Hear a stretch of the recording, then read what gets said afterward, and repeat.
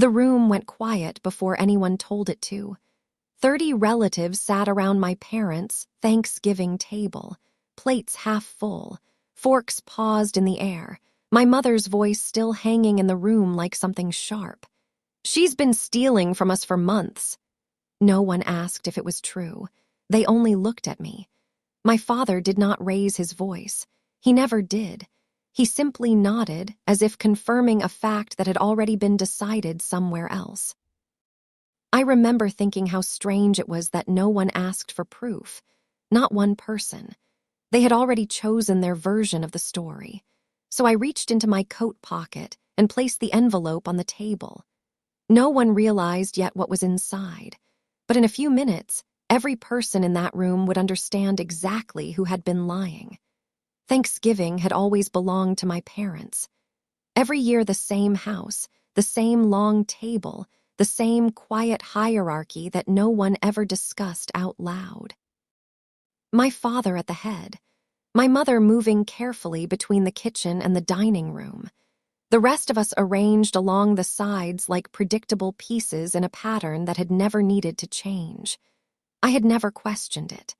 For most of my life, I believed my parents were the most stable people I knew. My father built his reputation on discipline and numbers. He handled money the way some people handle fragile glass, slowly, deliberately, never wasting a movement. Within the family, that reputation had grown into something larger than him. Relatives called him when they needed advice about mortgages, taxes, investments. He was the person people trusted when something important needed to be handled properly. My mother was different.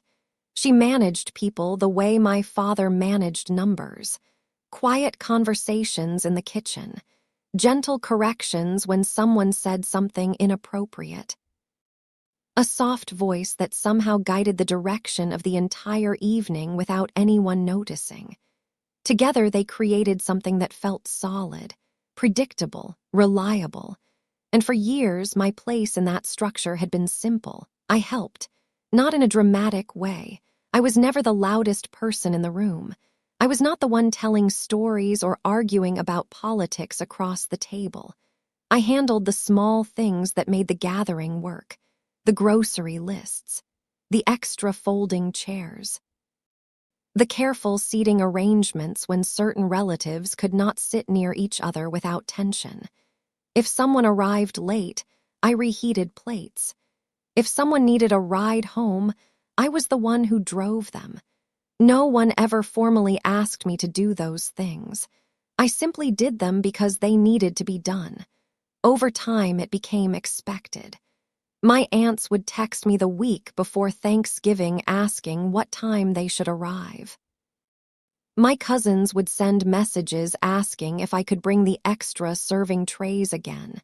Sometimes people joked that I was the organizer of the family. But the truth was simpler than that. I was the quiet one who paid attention.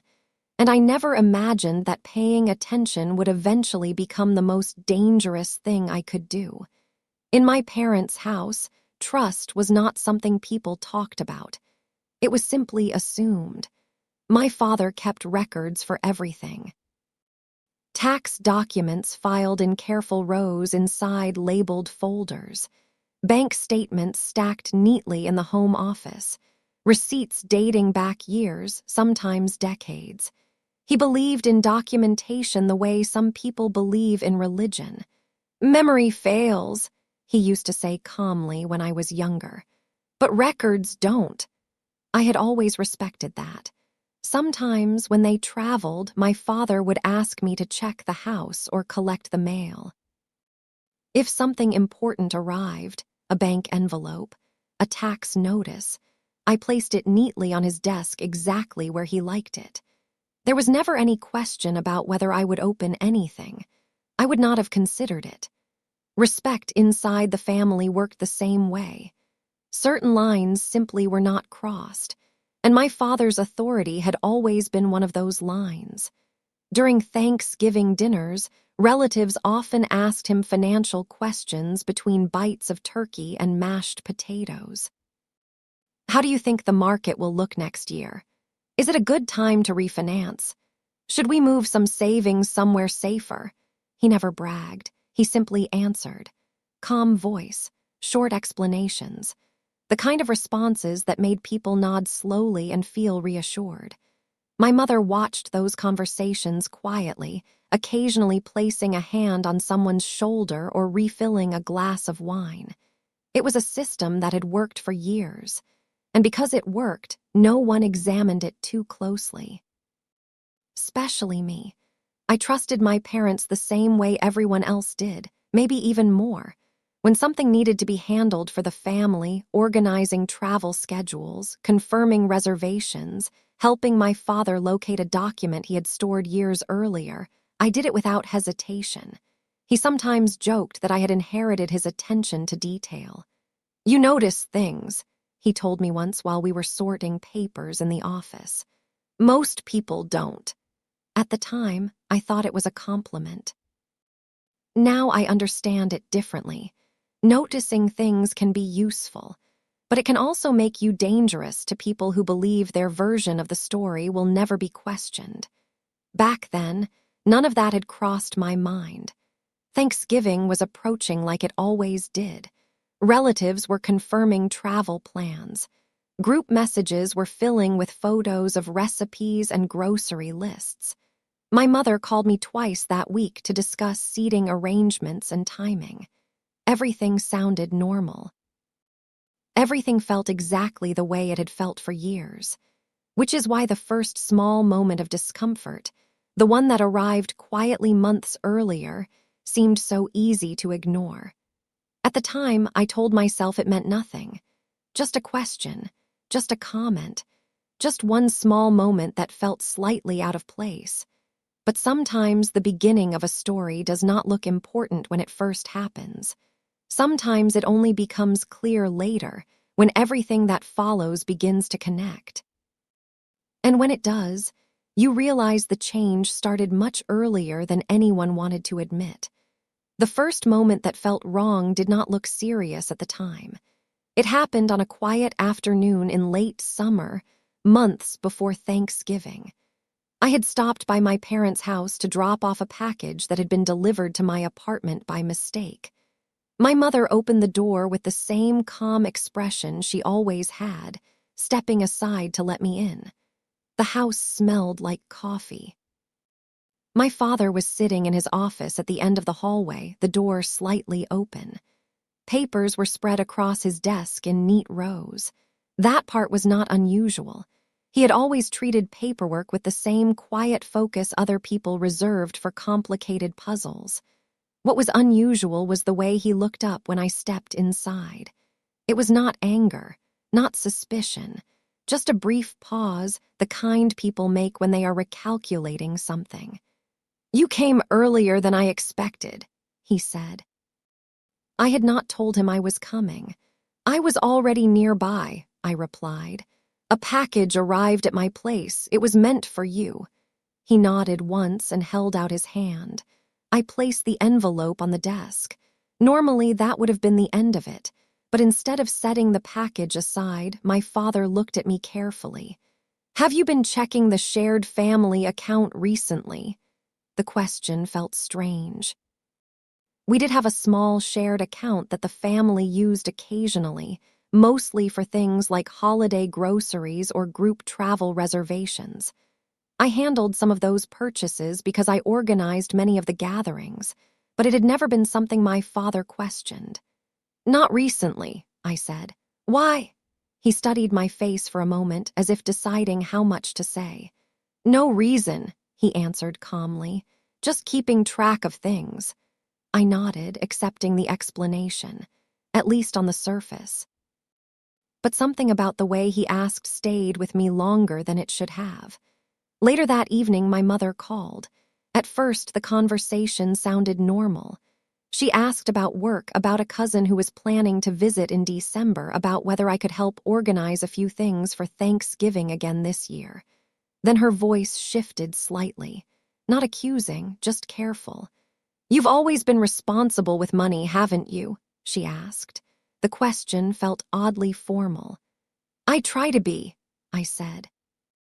Yes, she replied. Your father always says that. There was a pause on the line, the kind of pause where someone is deciding whether to continue. I'm sure everything in the family account is perfectly clear, she added lightly. But if you ever notice something unusual, you should let us know immediately.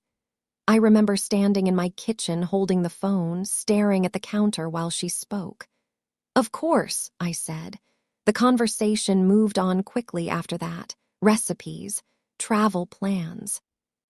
A reminder to pick up an extra roasting pan if I saw one on sale.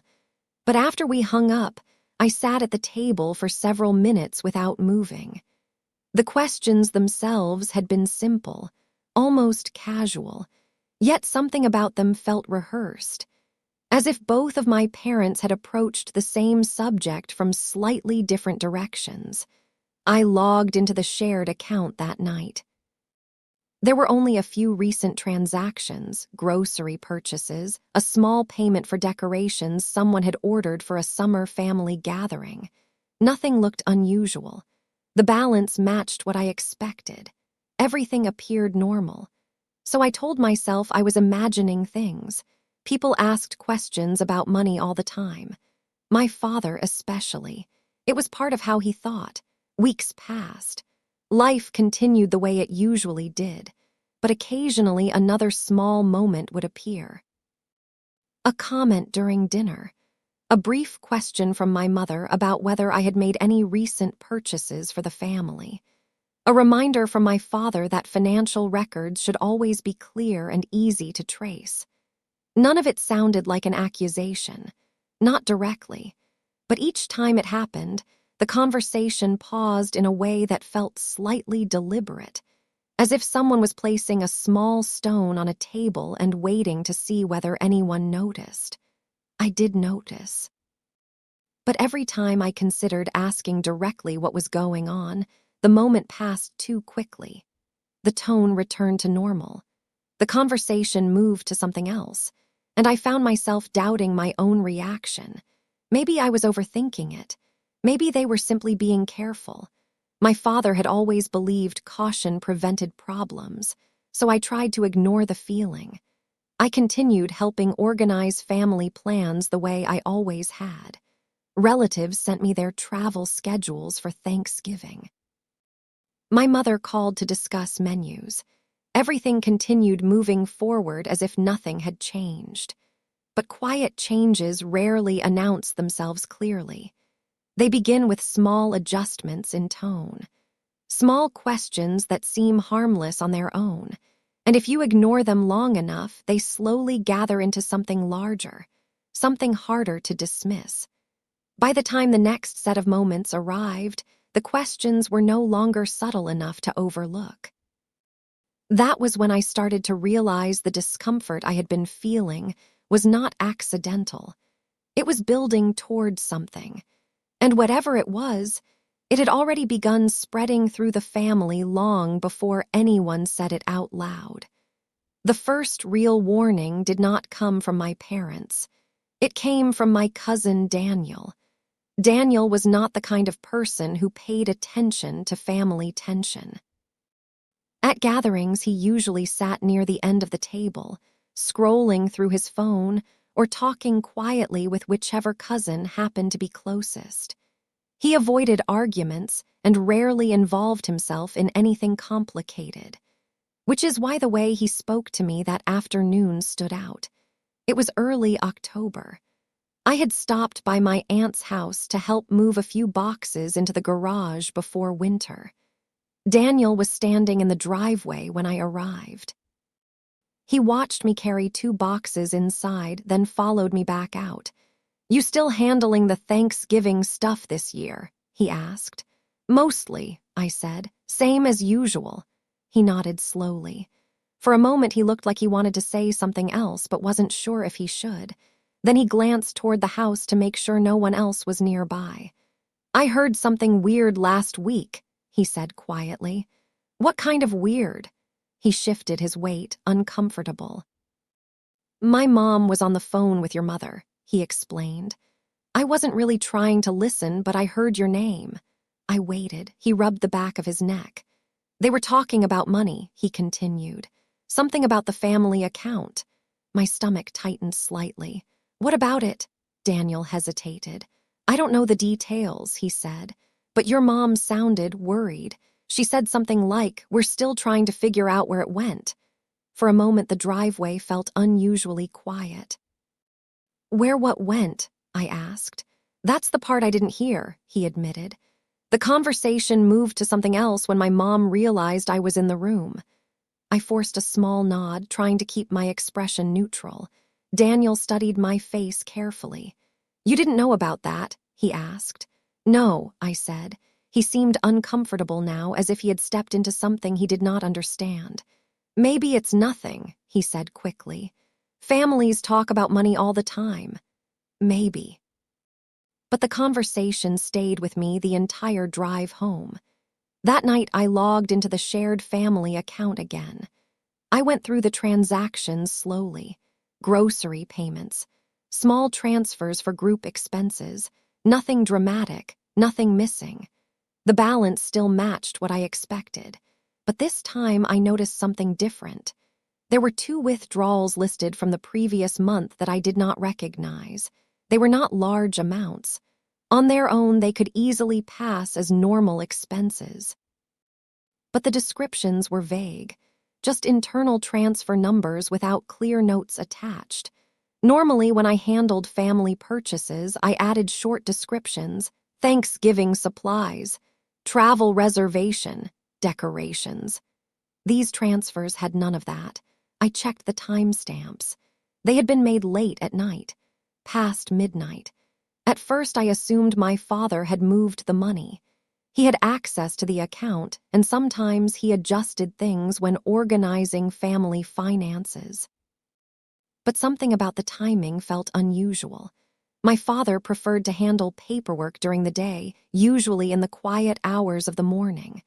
Late-night transactions were not his habit. I closed the laptop and sat back in my chair. The room felt still. Maybe there was a simple explanation. Maybe I had missed a conversation about those transfers. Still, Daniel's words echoed in my mind. We're still trying to figure out where it went. The next week, another moment arrived. This one happened during a Sunday dinner at my parents' house. We were sitting in the living room after the meal, coffee cups balanced on small plates while my mother talked about Thanksgiving preparations. Then my father spoke. It sounded casual, but the timing felt deliberate. You've been handling most of the shared expenses lately, he said, looking at me. Yes, I replied, keeping records of everything. Of course, he nodded slowly. Good, he said, because accurate records matter. The room stayed quiet for a moment longer than necessary. My mother glanced toward him, then back at me. Your father just wants everything organized, she added gently. I understand. No one raised their voice. No accusation was spoken, but something in the air had shifted. Later that evening, after I drove home, I checked the account again. The 2 unfamiliar withdrawals were still there. Same timestamps, same vague descriptions. And for the first time, a thought crossed my mind that I had not allowed myself to consider before. If my parents believed money was missing, and if those transactions appeared to come from the account I helped manage, then eventually someone was going to ask a question that would not sound casual anymore. They would ask who made the transfers, and if no one else claimed them, there was only one person the family would naturally look at: me. At that moment, it was still only a possibility. Still something that could be clarified with a simple conversation.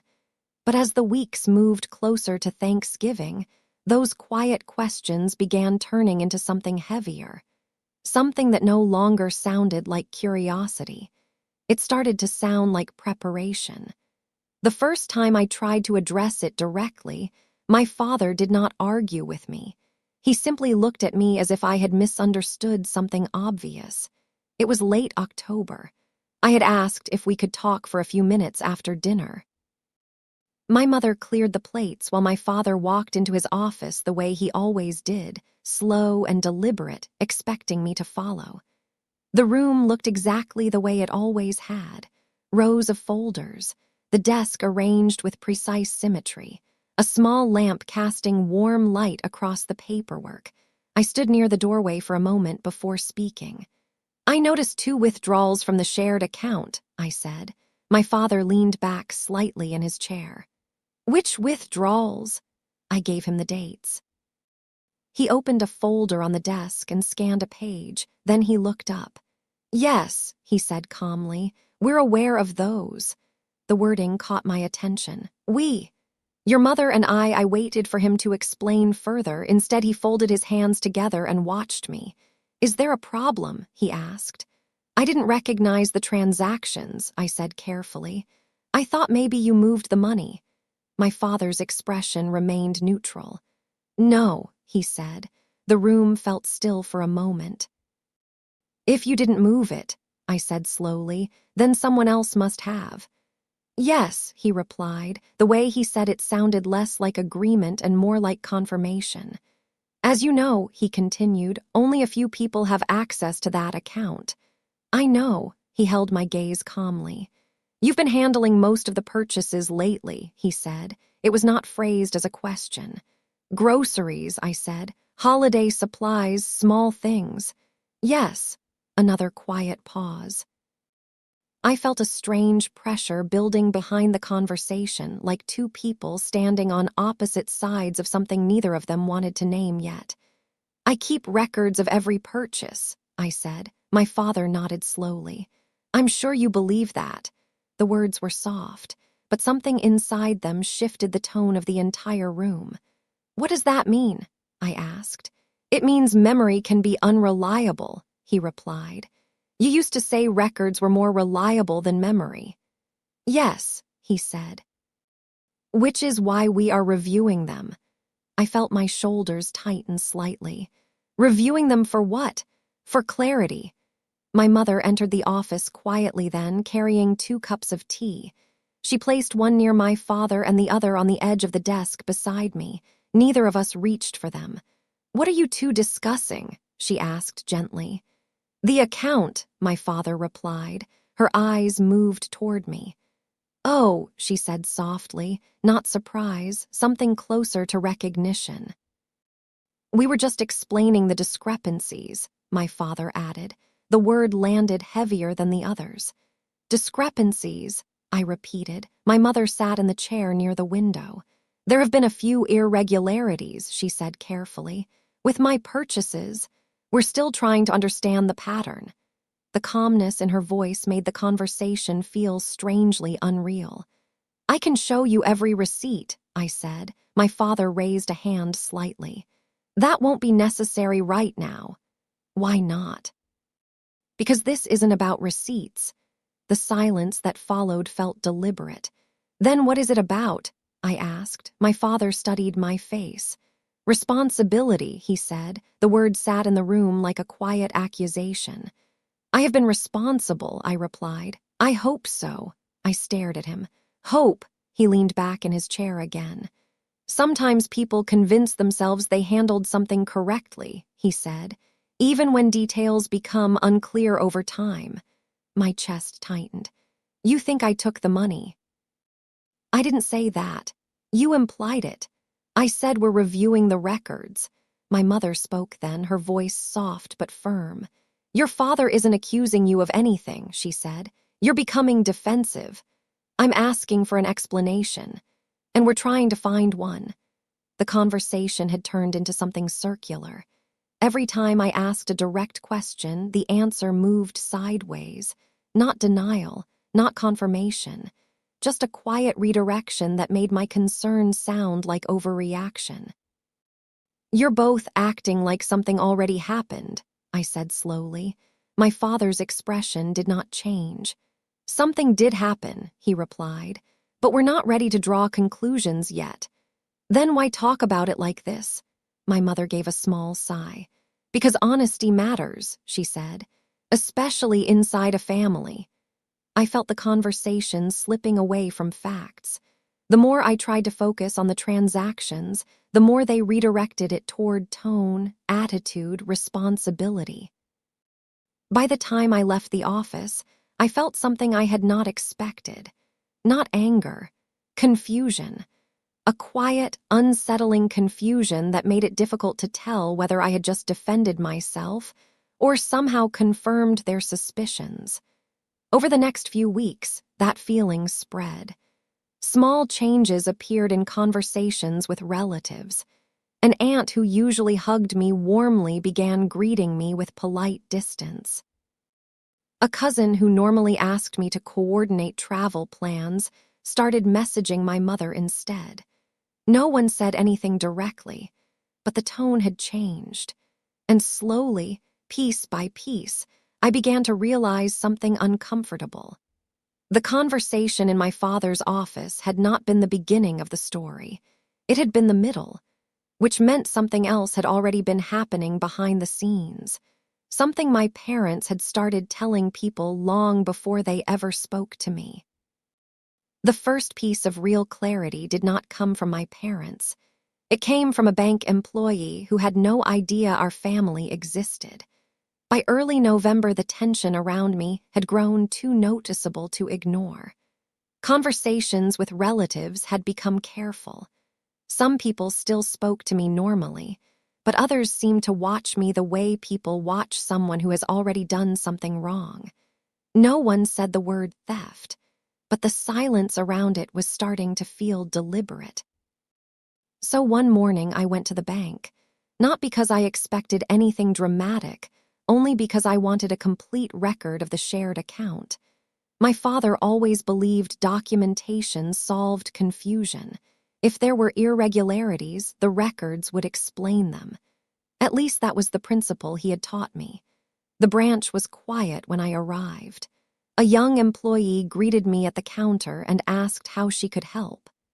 "I'd like to request a full transaction history for this account," I said. She looked up the account number and nodded. "Of course."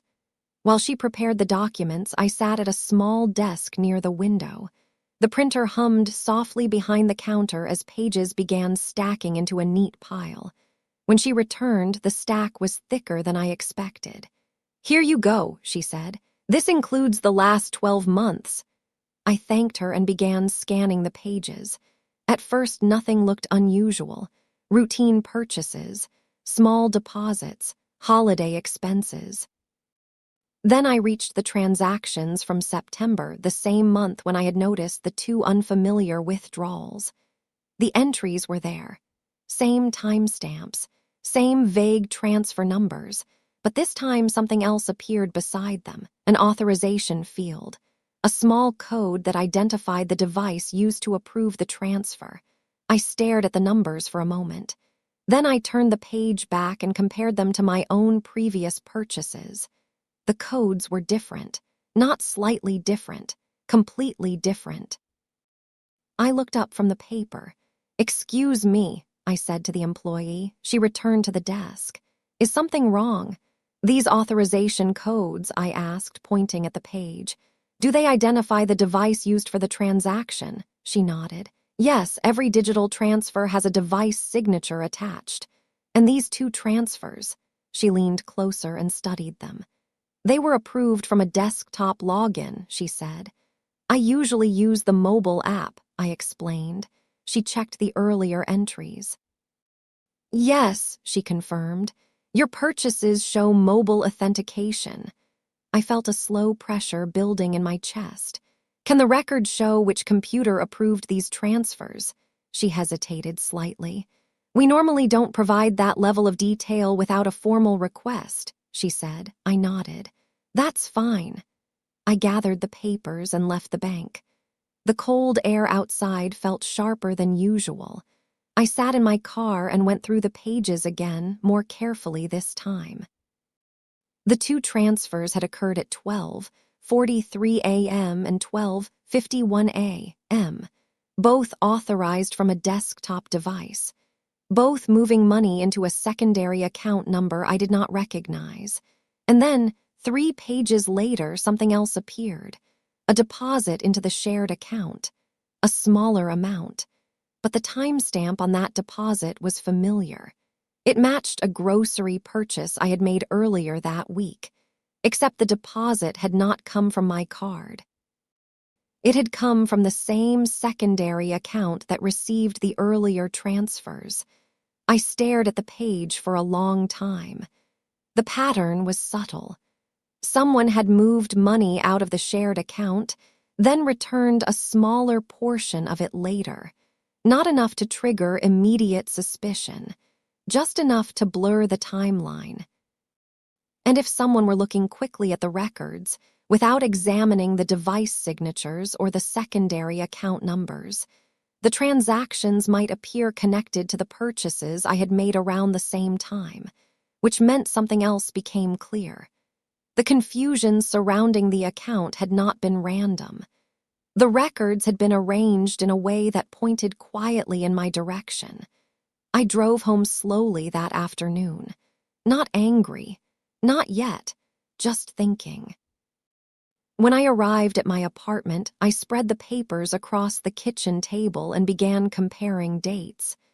Purchases I had made, transfers I did not recognize, deposits that seemed placed deliberately near my transactions. The pattern continued for 3 separate weeks. Small movements of money, always subtle, always late at night, always from a desktop device. And then I noticed something else.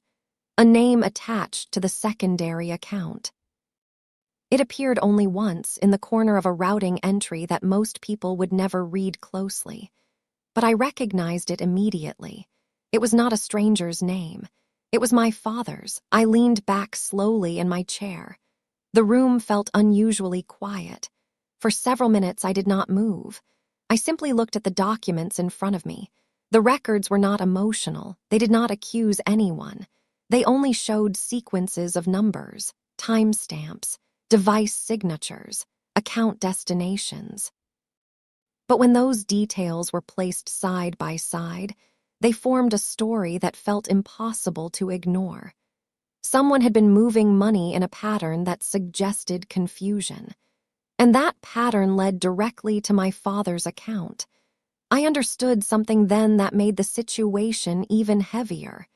If I confronted him immediately, the conversation would become another argument about interpretation. He would question the context. He would question my assumptions. And the family would likely believe his explanation before mine, because his reputation had been built over decades. Mine had not, so instead of calling him, I did something else. I gathered the records. I printed additional copies, and I placed them carefully into a plain envelope. At the time, I did not know exactly when I would use it, but I knew one thing with certainty. If this story was going to be told inside the family, it needed witnesses. And Thanksgiving was the only moment when all of them would be in the same room. After I discovered the records, something inside the family changed again. Not suddenly, but steadily enough that I could feel it spreading. The strange part was that my parents never confronted me directly after our conversation in the office. They did not ask about the transactions again. They did not demand explanations or threaten consequences. Instead, the tension moved outward, into the rest of the family. At first, it appeared in small ways. A phone call from my aunt that felt unusually formal. She asked whether I was doing all right lately, the way people ask when they believe something is wrong but do not want to say it. A cousin who normally joked with me during group messages began responding with short answers. Someone removed me from the Thanksgiving planning thread and created a new one that included my mother instead.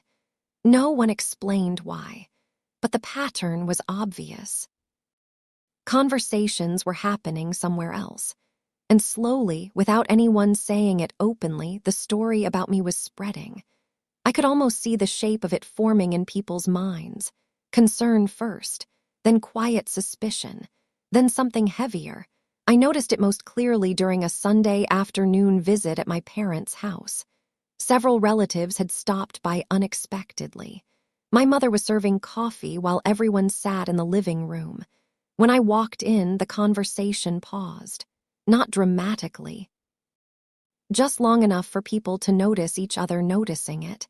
Then my aunt smiled politely. "We were just talking about Thanksgiving," she said. I nodded and took a seat near the window. My father continued the conversation as if nothing had happened. "This year might require some adjustments," he said calmly. "What kind of adjustments?"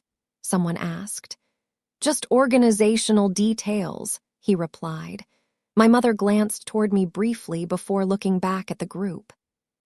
"We've been reviewing some financial matters connected to family events," she explained. The room stayed quiet. I could feel several people watching me without turning their heads. My father spoke again. "When responsibility is shared," he said slowly, "it's important that everyone remains transparent." No one asked what he meant, but the sentence did exactly what it was designed to do. It placed a thought in the room, a quiet implication. And because my father rarely spoke in vague terms, everyone treated the comment seriously. The rest of the afternoon continued with polite conversation, but the tone had shifted. People asked fewer questions directly to me.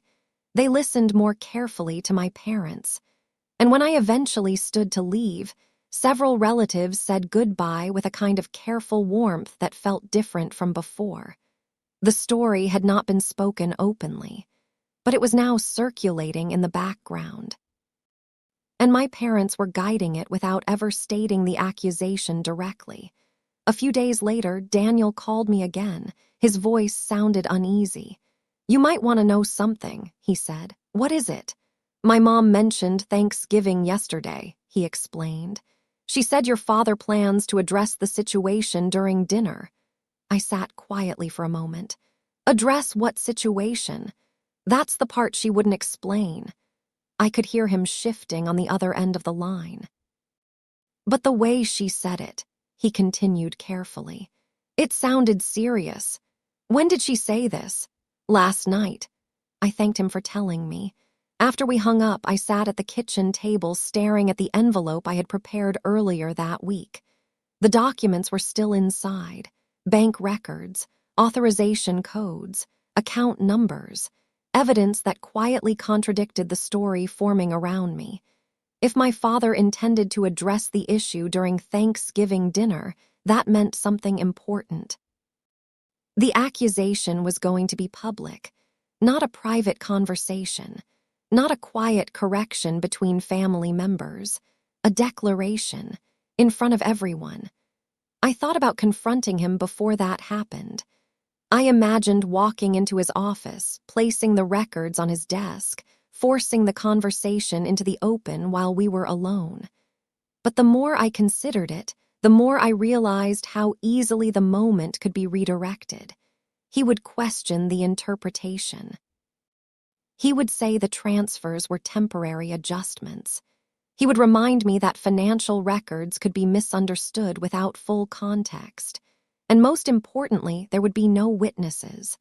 The family would only hear his version afterward, the same way they had heard it so far.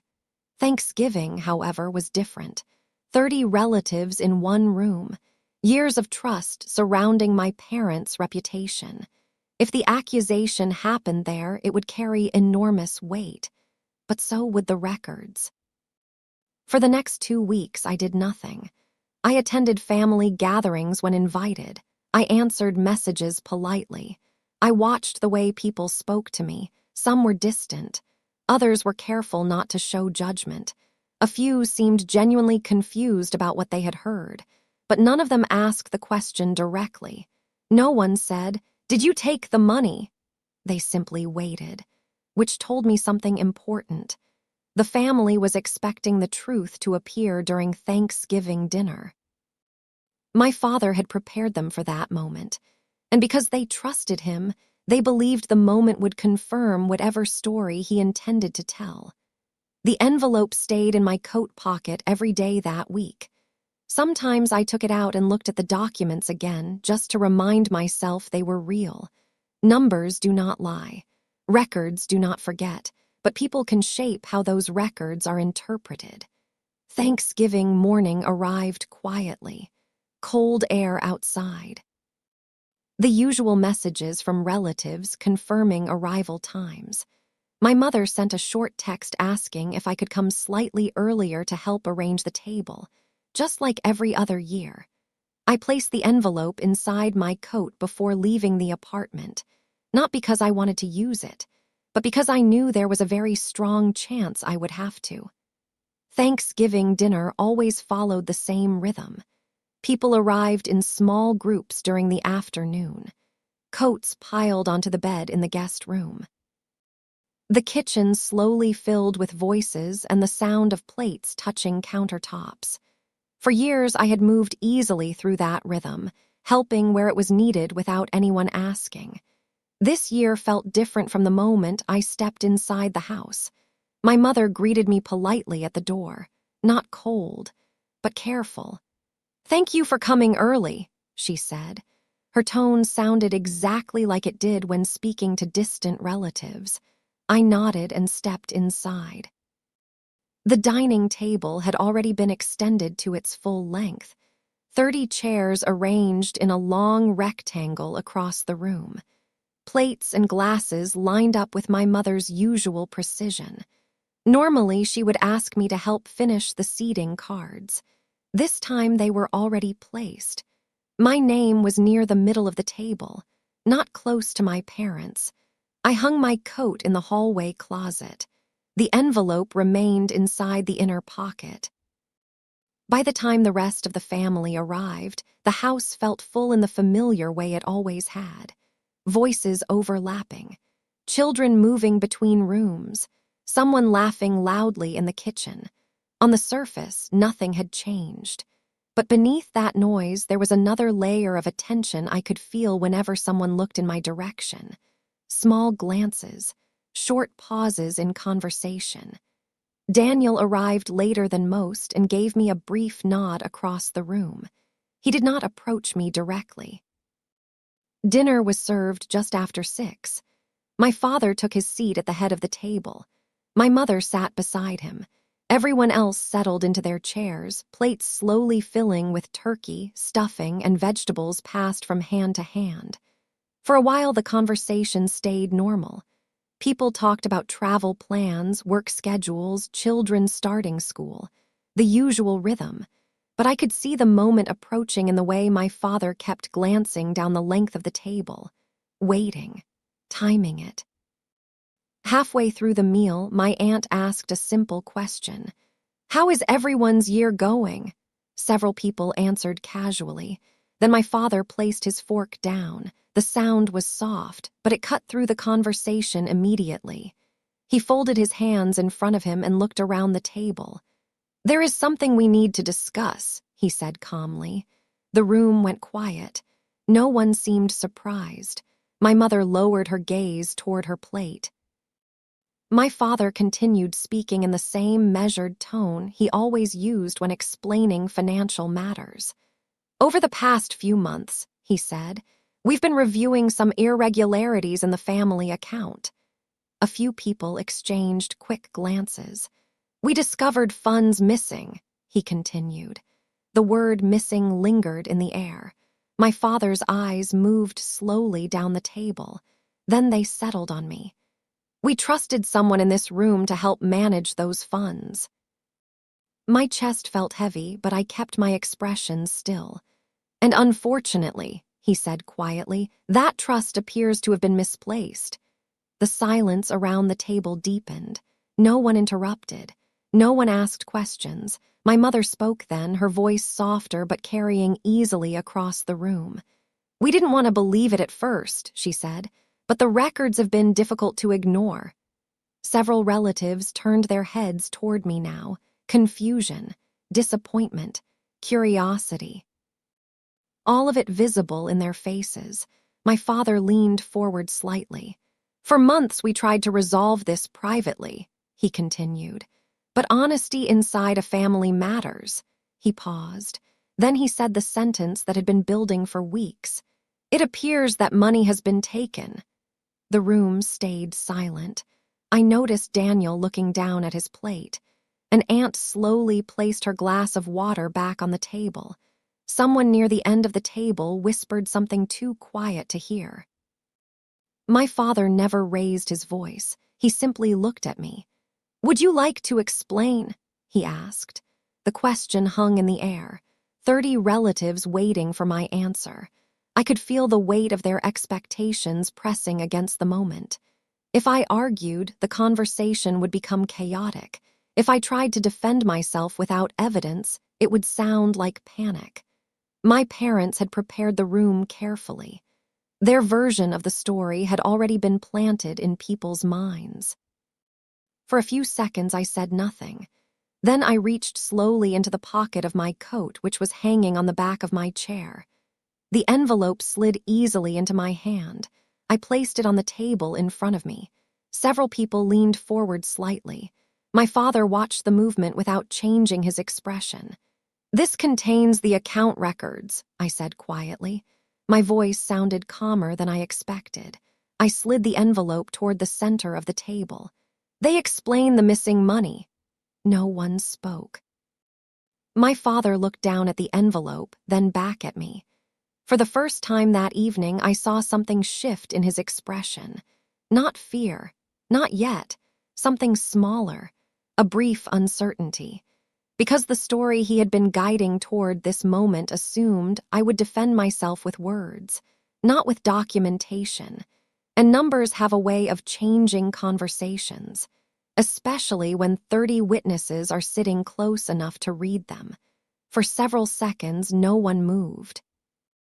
The envelope rested in the center of the table between the serving dishes, its edges touching the polished wood where plates had been pushed slightly aside. 30 people watched it, not me, the envelope. My father's gaze stayed fixed on it as well. His expression remained controlled, but I could see the calculation beginning behind his eyes. My mother spoke first. "What is that?" she asked quietly. "Transaction records," I said. The answer was simple. No accusation, no explanation, just a statement. My father leaned forward and picked up the envelope with careful fingers. The room remained completely silent except for the soft sound of paper sliding against paper as he opened it. He removed the document slowly. Several pages unfolded across the table. At first, he only looked at the top sheet. Then he turned to the second. The change in his posture was small but visible. One of my uncles cleared his throat. "What exactly are we looking at?" he asked. My father did not answer immediately. Instead, he flipped another page. My aunt leaned forward slightly, trying to see the numbers. Finally, my father spoke. "These appear to be transaction records," he said. "Yes," I replied. He looked at the page again, then back at me. "Where did you get them?" "The bank." The room shifted slightly as people processed the answer. My father continued reading. The pages showed the transfers exactly as they had appeared at the bank: dates, amounts, authorization codes, device signatures, account numbers. Numbers are unemotional. They do not raise their voices. They simply exist. My uncle reached toward the table. "May I see that?" he asked. My father hesitated for a fraction of a second before sliding the page toward him. My uncle adjusted his glasses and began reading. "What does this code mean?" he asked after a moment. "That identifies the device used for authorization," I said. Several heads turned toward me. "You can see the difference between mobile authentication and desktop login," I added. My uncle compared 2 lines of text. "These transfers," he said slowly, pointing at the entries, "were approved from a desktop." "Yes, and your purchases," he continued, moving his finger down the page, "were done through the mobile app." "Yes." The room stayed very quiet. My cousin leaned over his shoulder to look at the page. "What account received the transfer?" someone asked. My uncle read the routing number. Then he turned the page. The name connected to the receiving account appeared near the bottom of the sheet. He paused. His eyes moved across the line again to make sure he had read it correctly. Then he looked up. The silence deepened. "Is that your account?" he asked. He was looking at my father. My father did not respond immediately. My mother shifted slightly in her chair. "That can't be right," she said, but the page remained in front of them. My uncle slid it across the table so others could see. Several relatives leaned closer. Whispers moved quietly along the length of the table as people examined the documents. My father spoke finally. "These records are incomplete," he said calmly. "They show the full transaction history," I replied. "They do not explain the purpose of the transfers. They show where the money went." My father's voice stayed controlled. "There are many legitimate reasons funds might be moved temporarily." "That may be true," I said. "But the accusation tonight was that I took the money." No one interrupted. I continued speaking slowly. "The records show the transfers came from a desktop device."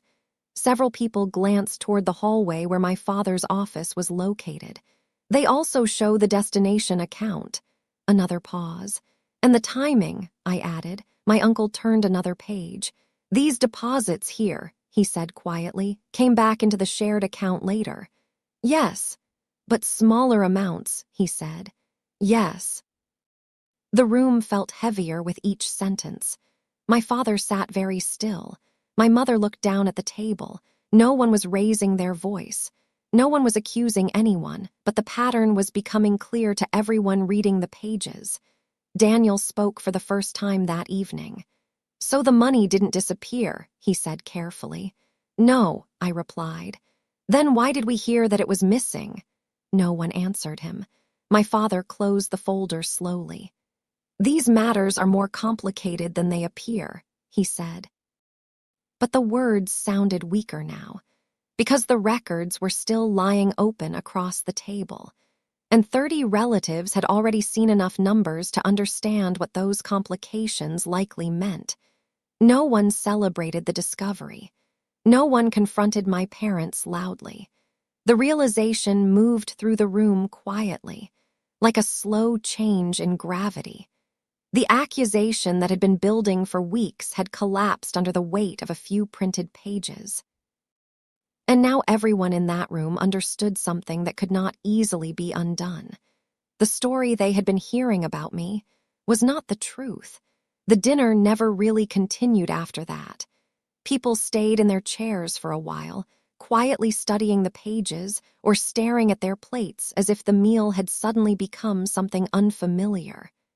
My father placed the documents back inside the envelope without speaking again. No one asked him to explain further. No one demanded an apology. That was not the kind of family we were. The truth had already done enough. Eventually, someone stood up and began clearing dishes. Another relative carried plates into the kitchen. Conversations restarted in low voices, but the tone was different now, slower, careful, uncertain about where to settle. I stayed at the table a few minutes longer, not because I wanted attention, just long enough for everyone who needed to see the documents to see them. My mother never looked directly at me again that evening. My father spoke quietly with 2 uncles near the end of the table, his voice calm but lower than usual. I could not hear what he said, and I did not try. The explanation did not matter anymore. The records already existed. 30 people had read them. That was enough. After a while, I stood up, walked to the hallway, and took my coat from the closet. No one stopped me. A few relatives nodded as I passed. Daniel met my eyes briefly and gave a small, silent acknowledgement. Outside, the air felt colder than it had that morning. I walked to my car without looking back at the house. For most of my life, that place had represented stability. The center of every holiday, every gathering, every quiet family tradition. Now it felt different, not destroyed, just changed. Trust does not always break with shouting or dramatic endings. Sometimes it disappears quietly in the space between a story and the records that contradict it. I drove home through empty streets that night, thinking about something my father used to say when I was younger. "Memory fails," he would remind me, "but records don't." For the first time, I understood exactly what he meant.